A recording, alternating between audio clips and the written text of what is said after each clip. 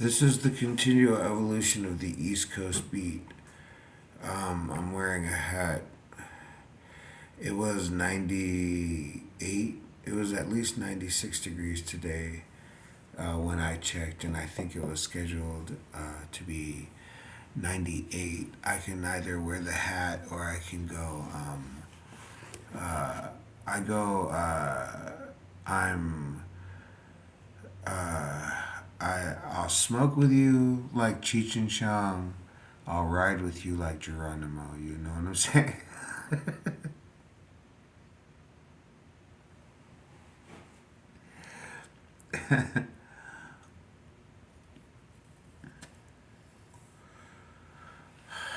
So, I mean, that brings thoughts to mind like, okay, we always hear of how something hidden eventually manifests itself. How, and then so, oh, you must claim your shadow self. You must claim these base desires that you feel are going to work against you in your life. I mean, sometimes you have to realize, oh, I have a habit, and you live that habit out, and you think, oh, this isn't going to work out good for me, or I have five habits, or three habits, or I have a habit of bad company. However you look at it, and you think to yourself, okay, if I don't do something about my natural state, this thing is going to destroy me. And I want out. I want freedom for myself. So, like I said, back in the days, they used to call it an ego death. If you drank too much, if you had too much casual sex, and if you couldn't uh, find a partner, if that's what you were looking for, or if you couldn't be happy being alone, you know. Um,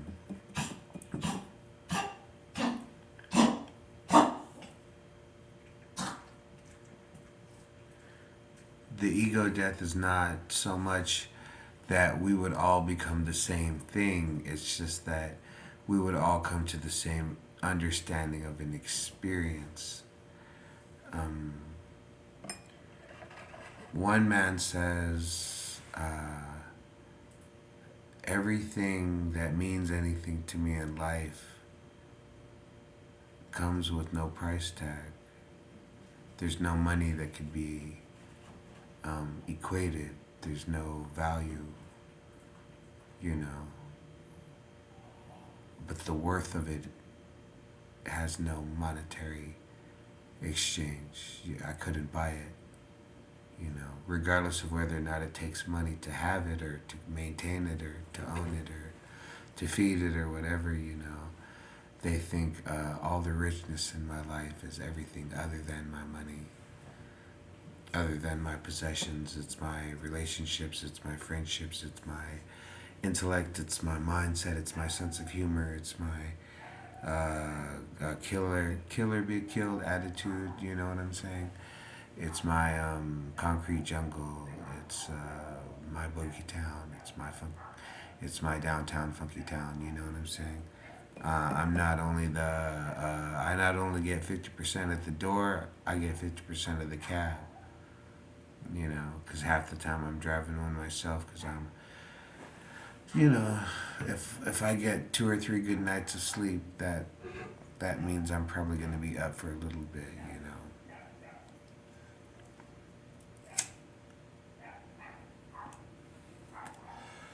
But like I was saying in the beginning, so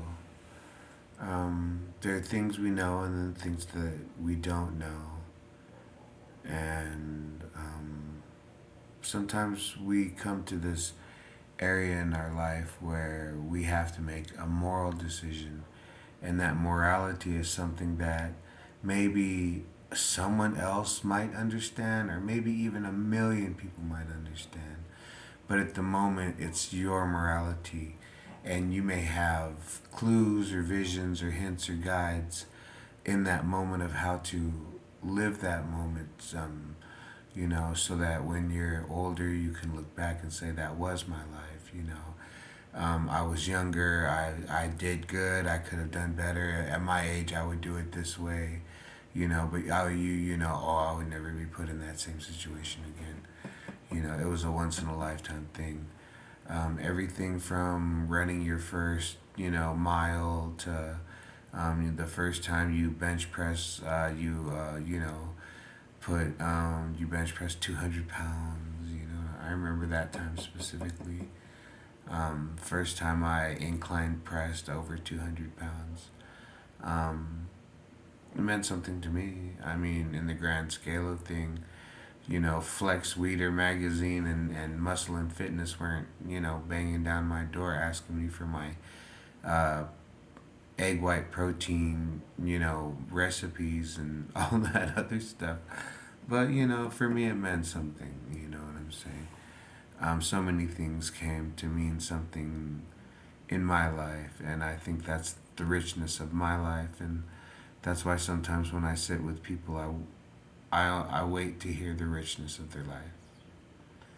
I hear the daily complaints, I hear the daily sufferings, the hate, the misgivings, the fucking apologies. I hear all of that, but I very rarely hear someone talking about the richness of their life. They seem to want to keep that to themselves. And if I share mine with you and it hurts your feelings, hey, I'm sorry, but then maybe it's just me and the devas, or me, the angels, or the aliens, or the gods. They were the ones that gave me the opportunity to live that life to begin with. So, what can I possibly say? Um, but that's the thing. It's about catching footsteps. Um, I don't know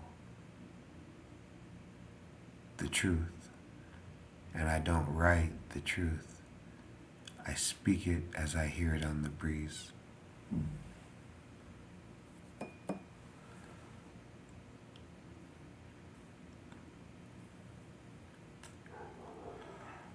Now, I've been halfway around the world,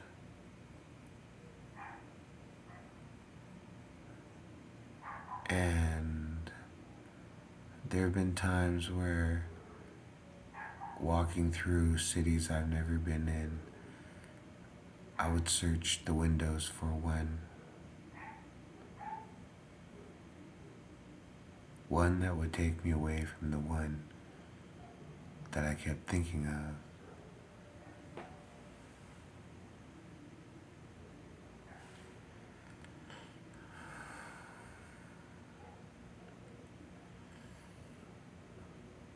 It's like every river, every bridge, every mountain range, there are packs of wolves and herds and flocks and so many things. If you sit and watch long enough, you see life in so many ways. And I think that's one of the things about this man is that I wanted to travel the world.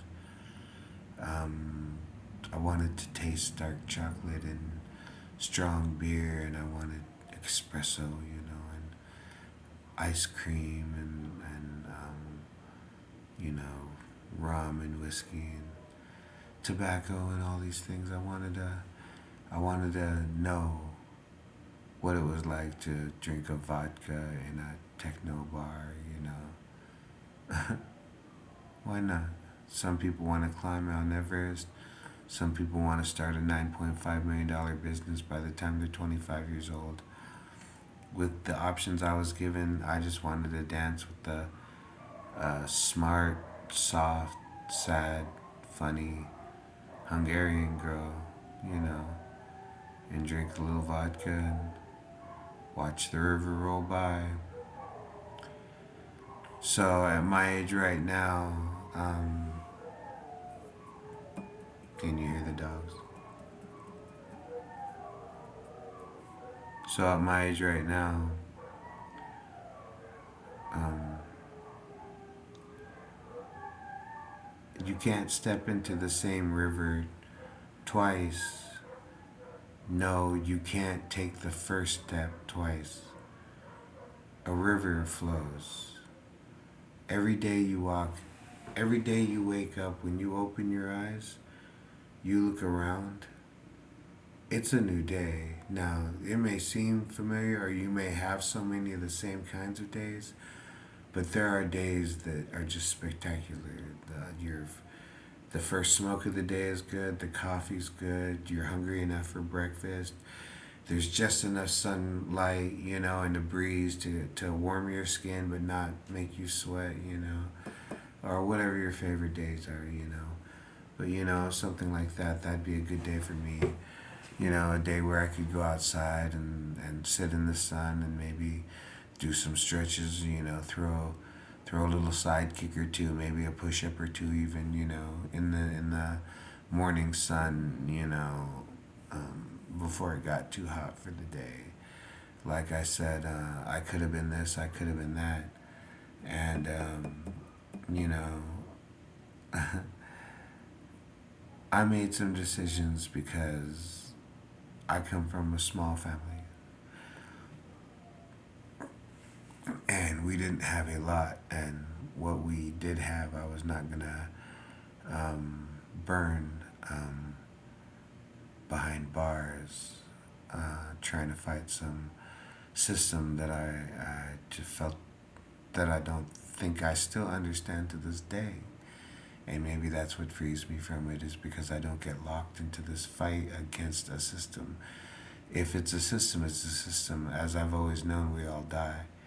As I've always known, 50% of people born in poverty stay in poverty. As I've always known, da da da da da.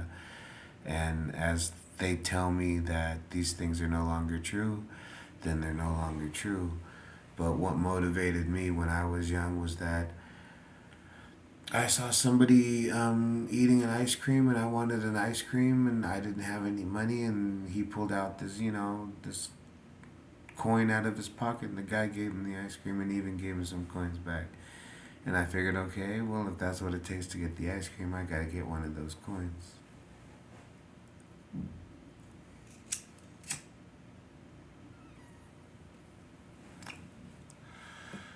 So whatever the coin of the day is, you know what I'm saying? It's as easy as a roll of the dice. Like I said, some things in life are once in a lifetime, or it honestly was conspiracy against you. So a once in a lifetime thing, or it could just be who you are, or what you're going through at the moment, or maybe that's just your environment, and that's what's possible. You know what I'm saying? So some things are 50-50 chance every time I walk out the door. You know what I'm saying? Every time I do this, or every other time, or it's strict. I have no idea, but every now and then, these are how some people live their lives, and I understand that life, and I understand that sometimes it's absolutely beautiful. You're sitting on a bus, it's raining outside, you didn't get that wet, you dressed warm enough but you're not hot, you got a place to go, there's a cup of coffee waiting for you. Someone even said that they've got, a pack of smokes to give you, because you're a cool veteran, and they understand that when you're yelling your hateful racist shit, it's not directly at them, it's at whoever the fuck made them come talk to you. You know what I'm saying? But if they get offended along the way, hey, what can I say? They keep telling me I should learn tack, so I became a structural steel welder.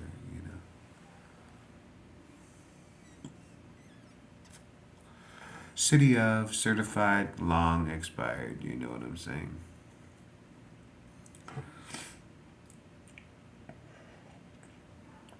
This is the continual evolution of the East Coast beat. Just remember, this life of ours, I think that it gives us hints along the way, and the life that,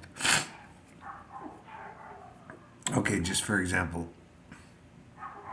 the life of a cavalryman during my day's time was different than the life of a cavalryman in my time, was different than the life in the cavalryman if I would have had a son's time. The life of a smith, the life of a baker, the life of a waiter, the life of a bartender, their sons would all have different lives, even if they became bartenders, you know what I'm saying? The drinks would be different, the specials would be different, the bars would be different, the music would be different. So, the evolution of I could have been this, I could have been this, I could have been this, and I kept letting it go because I kept saying to myself, I'm going to find something else to do besides make a lot of noise as a way to make money. You know what I'm saying? I'm not trying to sit here and say that I'm some heavily scarred combat vet because I, saw a truck explode in front of me. That wasn't my experience. But I know the dread.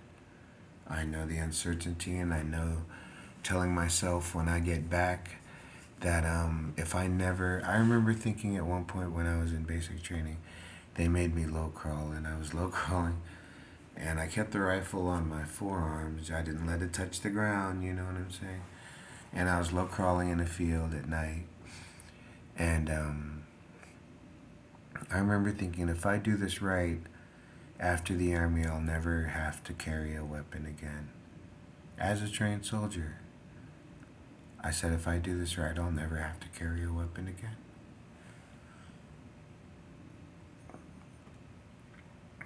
People can say what they want to say about MLK or Gandhi or all these other people, but nonviolence, there has to be so much strength in order for a leader to preach nonviolence. When there's war, that's when you see the leader's warrior suit. That's when the leader thinks of, we must win this war before we have to go back to the fields for the season.